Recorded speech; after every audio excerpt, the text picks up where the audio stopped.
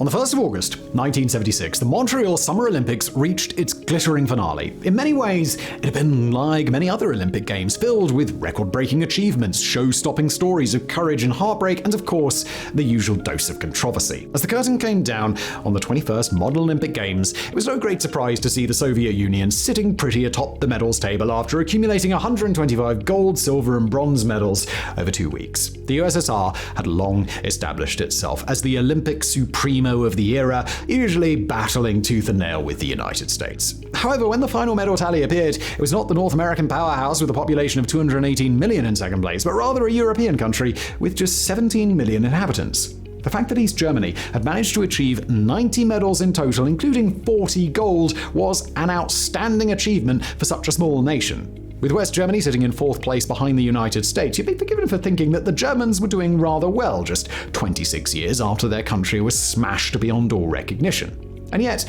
all was definitely not as it seemed. The extent of the state-sponsored doping operation in East Germany wouldn't fully come to light for years, and the fact that West Germany was also jacking their athletes up on vitamins is still a topic that's rarely discussed. While the short-term glory may have been achieved, the long-term effects of sustained doping at a young age have had a catastrophic impact on many athletes. In 2019, after an extensive investigation, the World Anti-Doping Agency, WADA, formally banned Russian athletes from all major sporting events, including the Olympic Games. 4 years later, that ruling remains in place. It was a dramatic expulsion that revealed a mind-bogglingly complex state operation that sought to improve Russian sporting results as early as 2010, particularly for the Winter Olympics held in the Russian city of Sochi in 2014. If that whole episode had a whiff of Cold War clandestineness, well, guess where they learned it. Details of Soviet doping have never really come to light, but you would be deluded to think that it was not rife. On the morning of the 13th of August 1961, Berliners awoke to find their city divided by barbed wire. Over the coming days, what we now know as the Berlin Wall was erected, officially splitting the German capital in two. While the country had been formally divided since the end of World War II, this was a visible escalation, with East Germany backed by the Soviet Union and the West by Western Europe and the United States. Battle lines had been drawn, and while most of the emphasis was on military rivalry, the sporting antagonism would often take center stage. By the early 1960s, doping in sport was becoming more and more common, but nothing like what came out of the Soviet Union and East Germany had ever occurred. While there had been numerous cases throughout the 20th century, and indeed even before, where athletes had sought advantage with the aid of pharmaceuticals, the level of state sponsorship took things to a whole new level. In ancient times, Greek athletes experimented with herbal remedies and ate animal hearts and testicles as a way of supposed performance enhancement, while gladiators in the Roman Empire would often consume hallucinogens and stimulants such as strychnine to stave off fatigue and injury and to improve the intensity of their fighting. Thomas Hicks won the Olympic marathon in 1904 after receiving 2 shots of sulfate of strychnine along with a healthy dose of brandy to wash it all down. Back then, injections were seen as a necessary boost to complete such demanding races, and that ethos was reflected in cycling for decades. The use of amphetamines was rampant throughout the cycling world and only started to come to an end with the death of Tom Simpson while competing in the Tour de France in 1967, although it's worth adding that cyclists merely began looking for alternate ways to gain an advantage.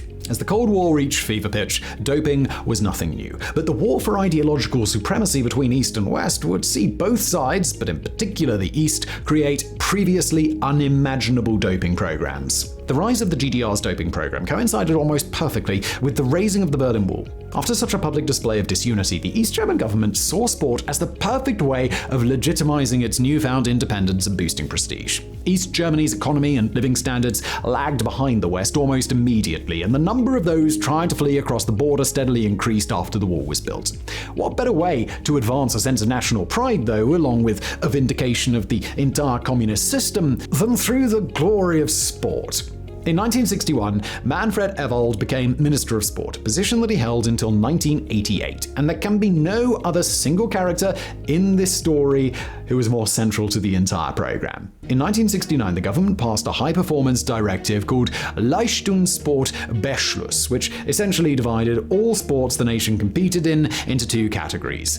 Creatively named Sport 1 and Sport 2. The first included swimming, athletics, and generally any sport deemed noteworthy on the global stage, while the second included everything else. This meant that almost all available finances were funneled towards disciplines where the East German government believed success could serve as a powerful propaganda tool and help them outshine their Western neighbor. By 1966, various performance-enhancing drugs had become available to men if they chose to use them, and for women 2 years later in 1968. Over the next 2 decades, as the pharmaceutical world evolved, steroids, amphetamines, human growth hormones, and blood boosting would all be offered and eventually forced on thousands of athletes, some as young as 12.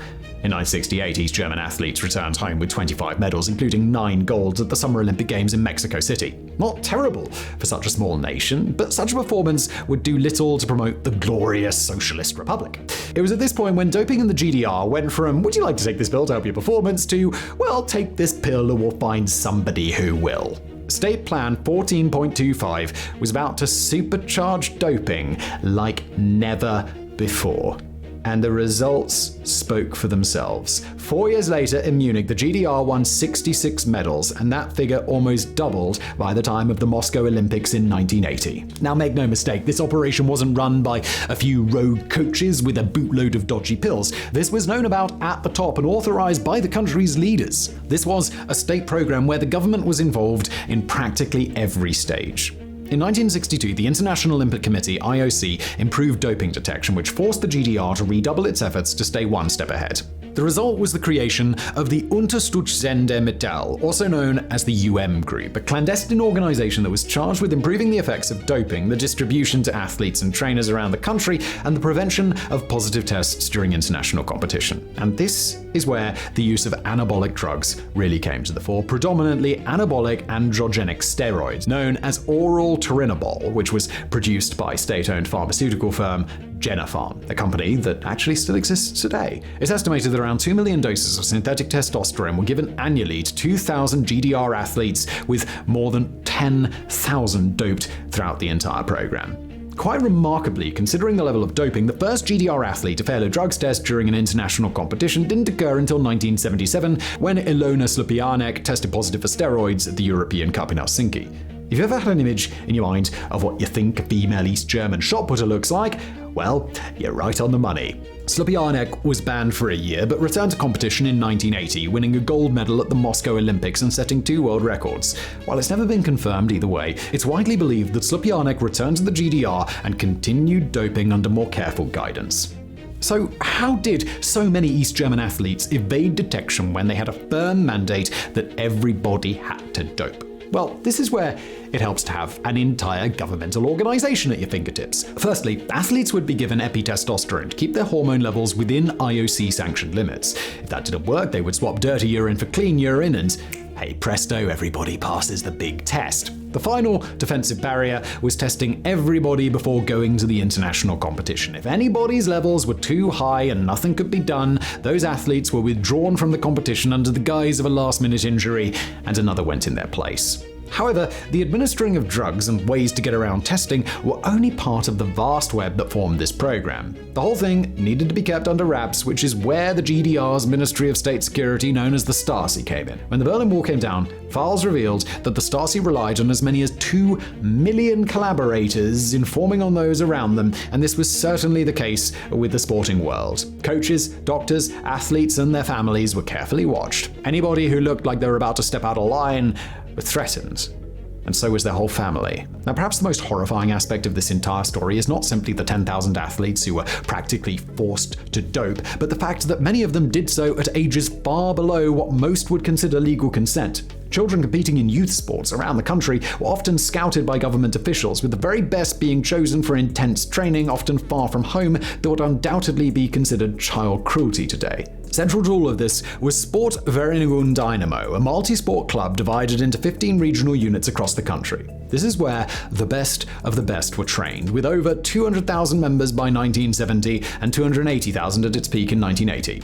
Whether athletes knew what they were taking has long been debated. Most have since claimed they were coerced into taking what trainers called vitamins, but there were undoubtedly those who knew full well what was happening. Declassified documents have even shown rivalry between athletes, that with some complaining that others were being given higher strength steroids because of family connections to the party.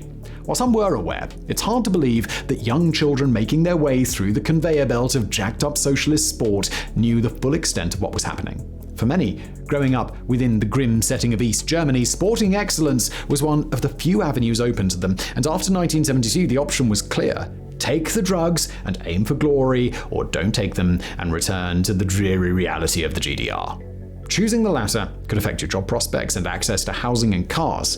If you went against the system could easily ruin your life. The toll on athletes subjected to state-sponsored doping was severe and enduring. Many suffer from acute and chronic health issues, ranging from cardiovascular problems to hormonal imbalances. Women in particular face long-term consequences such as infertility and masculinization due to the administration of high doses of anabolic steroids. And this was not a case of blind ignorance or a lack of knowledge. GDR researchers knew full well that 1/3 of their female athletes were suffering gynecological damage from heavy anabolic steroid use. There are countless horrifying stories from this period. Skiers being given injections in their knees even before they've passed through puberty and left virtually crippled by the time they got into their 20s. There were also gymnasts whose spine and ligaments were almost worn through thanks to the hellish training program. The long-term effects of doping, especially at a young age, still aren't entirely clear, but there have been countless reports of depression and suicide, increased risk of cardiovascular disease, liver problems, violent mood swings, extreme masculinizing effects in females, and a clear link with certain forms of cancers. So by the start of the 1980s, a deep suspicion had settled over sport in the GDR. The stereotypical jokes coming out of the West of great hulking women weightlifters sporting a 5 o'clock shadow weren't too far off, and questions began mounting throughout the decade. But then it was all over. In November 1989, the Berlin Wall came down, followed a couple of years later by the Soviet Union, and the world breathed an enormous sigh of relief as it looked forward to a more stable, peaceful future. Doping? What doping? However, it wasn't that simple. After the reunification of Germany, and with the vast repository of Stasi files now opened, Germany and the rest of the world slowly began to learn about the extent of the doping program in the GDR. In 1990, the Central Investigations Office for Government and Reunification Crimes, or ZERV, was established and began looking into doping crimes. Of the 1,000 athletes invited to testify, over 300 agreed. But the evidence collected was more than enough to piece together the most comprehensive doping system the world has ever seen. That being said, punishments were lenient, to put it lightly. Manfred Ewald was convicted as an accessory to intentional bodily harm of athletes, including minors, eventually given a 22-month suspended sentence in 2000, as did Manfred Hoppner, the doctor in charge of the doping system.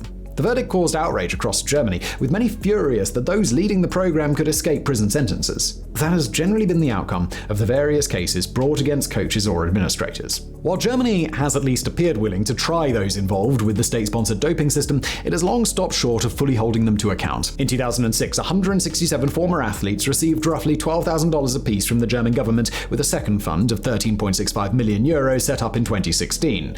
Pretty paltry sums for a potentially ruined life. The IOC has also shown little to no appetite to right the wrongs of the past. No medals have ever been stripped from East German athletes, and despite us all knowing full well that practically every athlete was cheating, those results still stand. World records set during those years, such as Marita Koch's 400-meter record set in 1985, may never be beaten, and there has been a significant outcry among athletes who feel they are battling against an unjust record. Koch has long stated that she never failed a drugs test, but neither did Lance Armstrong, and well, look how that worked out. The legacy of GDR's state-sponsored doping system still hangs above sport, not least as we've seen something remarkably similar emerge out of Russia in recent years. We've likely only seen the tip of the iceberg regarding the long-term effects of what happened. A German charity, Doping Victims Assistance, has dealt with 2,000 cases of former athletes suffering physical or mental issues as a result of doping, but it's believed the number could be closer to 5,000. Perhaps most harrowing of all, there are currently 200 cases where athletes believe their children may have been affected by what happened during the GDR's manic drive for medals, with disorders including club feet, organ deformation, and deformed hands. The horrors of the past still very much alive.